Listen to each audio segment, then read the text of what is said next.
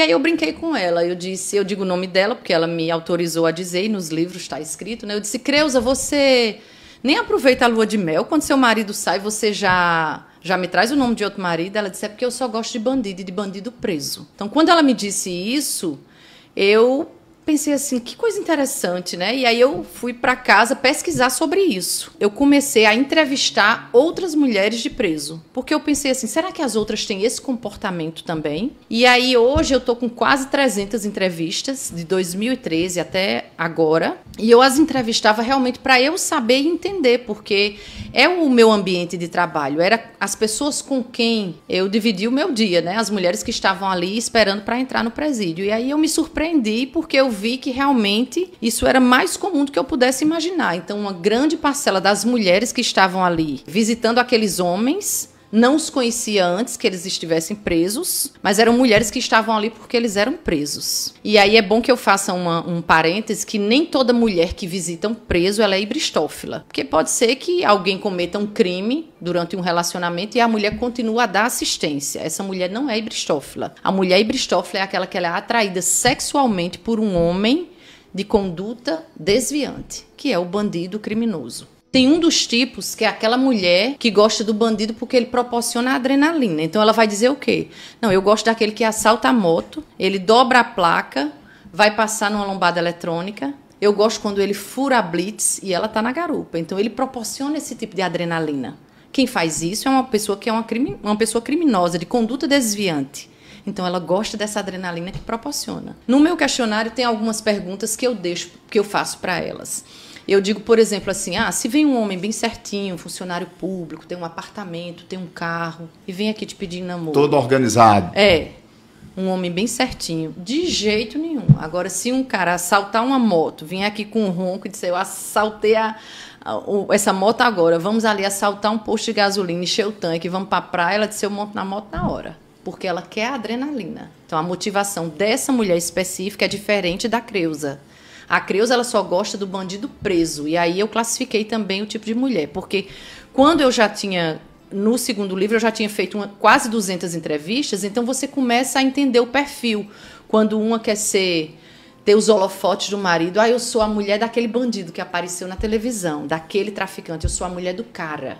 Né? Ela se sente poderosa como ele também. Exatamente, como ele. A que busca proteção. Então, é aquela mulher que ela procura aquele macho alfa. Aquele homem que, apesar de grosseiro, elas dizem, mas ele cuida dela. Geralmente, elas dizem assim, eu sou a mulher do cara. Ninguém mexe comigo. Porque todo mundo sabe que se mexer comigo, tá mexendo com a mulher dele, eu ligo pra ele e ele já resolve na hora. Então, ela busca a proteção através daquele relacionamento. O segundo tipo é o resgate por meio do amor, que geralmente são as advogadas que acreditam que se der amor, esse homem vai mudar. O terceiro tipo é a projeção social. Então, geralmente são mulheres que não conseguiram ter projeção sozinhas, profissional ou pessoal, então ela vai buscar a projeção nesse homem. Então, ela já escolhe aquele homem que é famoso na tela. São as mulheres que vão buscar escrever a criminosos como o maníaco do parque, né? Ele apareceu na televisão, tá famoso, então ela vai escrever para ele e tentar uma chance para ter um relacionamento. Aliás, você conta uma história, e é verdade que o maníaco do parque, apesar da série de assassinatos que pesaram contra ele, mas assim que ele estava depois preso, né?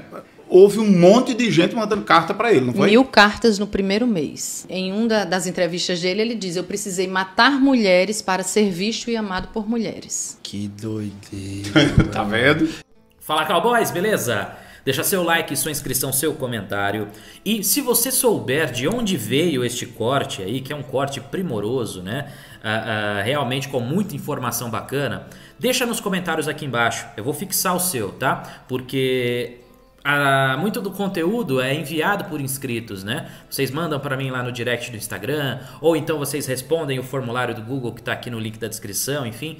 E por consequência, às vezes acontece de eu pegar o vídeo ali e tal e a informação se perde. Então por isso eu não tenho o nome da pessoa, porém o que nós ficamos aí como informação é que ela faz esse trabalho, fez aparentemente um livro ligado ao assunto, falou da questão da epistrofilia e tal, né? E, claro, ela já pontuou ao longo do vídeo a informação de que, obviamente, não serão todas as mulheres que terão esta inclinação para esta característica. É uma característica específica, mas por mais que seja específica, eu consigo fazer aqui uma relação de maneira mais geral, né? Principalmente no aspecto que ela levantou ali das fortes emoções, né? Isso é uma questão que, querendo ou não, todo ser humano em algum nível busca, né, emoções, busca ali viver alguma coisa, viver algum momento especial, né? Cada um à sua maneira, é claro, né? Porém, você tem aí uma certa romantização da figura do bandido, da figura, né, do cara perigoso, do bad boy, enfim. E essa romantização, ela não veio a troco de nada. Ela não é uma coisa que simplesmente todos os produtores de filmes, de histórias, de livros e etc. decidiram, não, eu quero colocar isso, eu quero transformar a figura nessa questão de ser alguém admirado, desejado pelas mulheres e tal. Isso não vem a troco de nada, isso é uma coisa de observação, tá? Você pode fazer, por exemplo, eu poderia criar uma história que o Miqueinha é o cara preferido de todas, maravilhoso, incrível, super, hiper, mega desejado, mas se isso não refletir com a realidade, não vai vender, né? É a mesma coisa que eu falo das piadas, né? O humor, ele só funciona a partir do instante que você olha para aquilo, né? Olha para o que o cara tá falando, para o que a pessoa tá transmitindo e consegue se relacionar, consegue entender que, poxa, isso realmente faz parte da minha vida, né? Tanto que o stand-up comedy é baseado nisso, né? Em muitos relatos, em coisas que acontecem no dia a dia, claro que de forma exagerada, e enfim, né? Então dá para dizer, por exemplo, que de certo modo, conceitos ligados a essa parte mais extrema é o exagero da forte emoção, é o exagero da busca pelo cara que está ali preso de repente, que ela tem certo controle sobre ele naquele ambiente, que ela vai estar ali presente, que ela vai cuidar, né? Então você tem também até mesmo um sentido ligado a uma certa natureza materna, né? Então tem muita coisa que você pode analisar, né? Claro que aqui eu não estou afirmando 100% de tudo que... É sempre importante eu ressaltar isso, né? Que muito deste trabalho aqui é de observação, né? Então você vê que existe, tanto na questão, né? Você tem vídeos, por exemplo, dessas moças que vão para as filas aí, né, dos presídios para o momento da visita íntima e etc. Elas levam lá as comidinhas, tudo numa Tupperware, ela mesma que faz. Então o que acontece muito nisso, né? Você tem, além do sentido que ela mesma pontuou, que às vezes é um parceiro que já existia desde antes, né? Mas na maioria esmagadora das vezes, por mais que esse parceiro já existia desde antes, ela dificilmente não tinha conhecimento das questões que envolviam a sua profissão, né? O seu trabalho ali ligado a ambientes perigosos e tal. Então, assim, minimamente ela tinha consciência dessa possibilidade na maioria esmagadora das vezes, tá? Dizer o contrário, não, eu não sabia que ele era um bandidão ou algo assim, é muito difícil. Existe, mas é difícil, né? Enfim, o que eu quero dizer com tudo isso é que mesmo nos casos onde não exista a epistrofilia em si que ela levantou, né? Que é aquela coisa que realmente é quase como um fetiche, né? Ainda assim você vai ter a questão das fortes emoções e enquanto isso, né, o quanto que esse aspecto é extremamente valorizado dentro da natureza feminina, né? A real é essa, a real é que não existe como você tirar 100% da análise e simplesmente dizer, não, aqueles seres ali em específico são situações X ali, algum nível de... como eu posso dizer, de questão mental ou algo assim, mas isso não se reflete na maioria dos casos, né? Eu diria que, como a moça levantou, que obviamente não serão todas elas que vão achar isso incrível. Existem mulheres que realmente gostam até de uma questão mais monótona, né? Uma vida mais básica, mais simples, sem muitas emoções. Isso até existe em algum nível, tá? Porém, não dá para dizer que o sentido das fortes emoções não seja algo não só enaltecido pela sociedade, como também comprado, tá? E é aí que está o ponto que eu levantei agora há pouco, né? Você não faz um produto com base naquilo que você quer que as pessoas comprem, não. Você faz um produto com base naquilo que as pessoas compram, Porque você conhece, você sabe. Por exemplo, se a gente for pegar a situação atual aí de filmes e tudo mais, o que está acontecendo muito? Às vezes estão querendo colocar alguns assuntos, algumas coisas que as pessoas não compram. Aí não adianta, não dá bilheteria, não vende, né? Fica aquela frase do quem lacra não lucra e não sei o quê. Isso tudo tem uma ligação, por quê? Porque está havendo ali vamos dizer, um movimento contrário ao que era natural. O natural é, eu sei o que o público quer, eu vou lá e entrego para ele. Tá? E aí o público vai lá e compra. Mesmo que seja situações repetidas, histórias repetidas, né? Livros, por exemplo, para o público feminino, o que é tão comum, o que acontece muito? Essas histórias românticas do CEO incrível que, né, se desdobra por uma mulher comum, né, aquela coisa toda. Então, assim, tem muita coisa que você vê que faz parte, no fim, dessa procura pelo cara de destaque, pelo cara que gera fortes emoções. Se você conseguir um combo de tudo isso, é perfeito, maravilhoso, né? Agora, uma das coisas que eu quis deixar aqui por último, tá, e que certamente chamou a atenção de todos, e eu duvido muito que vocês me perdoariam se eu não falasse a respeito, foi justamente a frase final, né, do último corte ali, quando ela falou sobre a experiência, né, acho que era o maníaco do parque, né, que levantou que ele não era visto, que ele era invisível.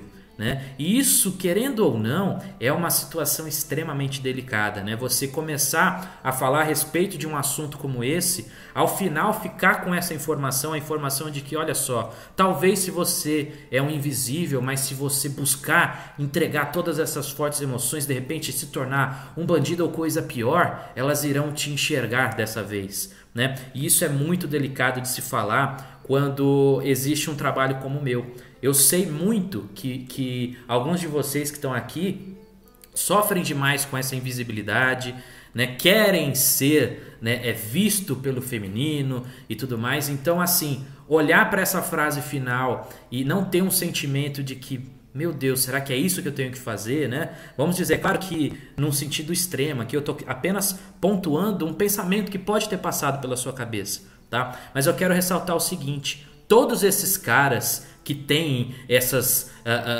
moças aí atrás deles, seja na fila do presídio, seja em outra situação, esses caras não estão vivendo a vida de maneira plena. Eles estão vivendo situações péssimas, tá? Tudo, se você pensar no quanto que a sua vida pode ser melhor se você não querer essa visibilidade toda, se você não quer ter esse aspecto, né? Se você pontua tudo que é dito aqui, tudo que é falado nesse canal e em outros, você vai chegar a essa conclusão. A conclusão que, na verdade, você vai precisar ter muito mais admiração por si, né? Porque você olha no espelho para aquilo que você gosta na sua vida, na sua personalidade, do que moldar a sua personalidade por completo na busca por essa visibilidade, tá? Então não faça isso, não faça essa movimentação. Por mais que eu possa apontar para vocês, olha, as fortes emoções, elas fazem parte da dinâmica, as fortes emoções são algo valorizado, isso, aquilo, outro, o que ela valoriza, o que ela não quer, por que o Miqueinha não é querido, por que você deveria não ser Miqueinha, né? Então, assim, sabe aquela coisa toda? No fim, o que você tem que pensar é o seguinte: você pode ter apenas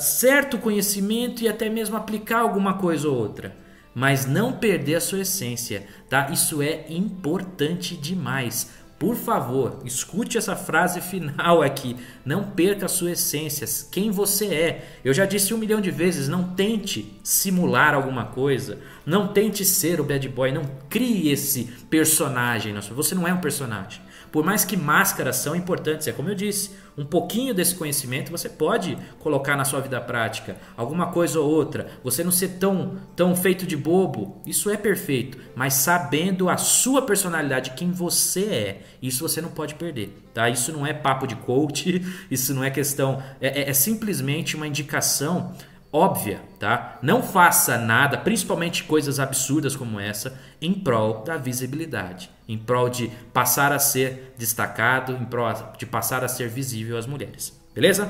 Então é isso, cowboys. Espero que você tenha gostado do vídeo de hoje. Se você curtiu, deixa seu like, sua inscrição, seu comentário. Tamo junto e até a próxima.